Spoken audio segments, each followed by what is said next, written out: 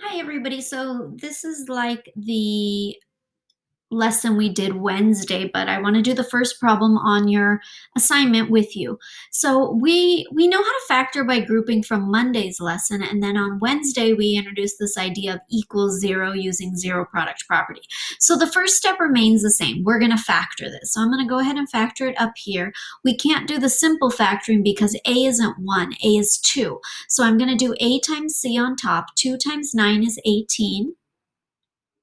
And then on the bottom, I'm going to put a negative 9. B goes on the bottom. Now I'm going to come up with two numbers that multiply to make 18, but add to make negative 9. Since this is multiplied to make a positive, but added to make a negative, they both must be negative. So maybe 18 times 1 doesn't work, 2 times 9 doesn't work, 6 times 3 would. Negative 6 times negative 3 is 18, and negative 6 plus negative 3 is negative 9. Okay, so now let's not forget how we do factor by grouping. So we take the first one and leave it the same. So 2b squared, and we take the last one and we leave it the same, plus 9. And if you need a review on that, my Monday video, you can go back to my Monday's video. Now this part gets split by these two. And again, I kind of hate when they use other variables besides x, so I'm going to replace this with an x, and that's okay. So we're going to split this into the two x's, so negative 6x and negative 3x. Does it matter which order you write these in? No.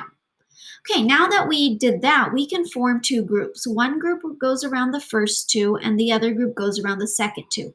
I'm going to look for the GCF in the first group. A 2 comes out and an x comes out of both of them.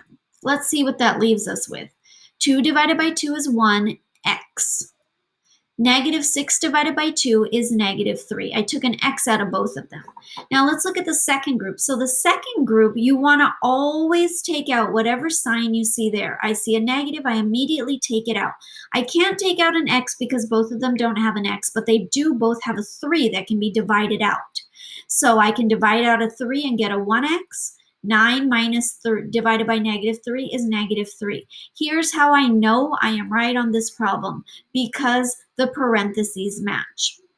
Okay, so one parenthesis is going to be the matching, one parenthesis is going to be the matching x minus 3.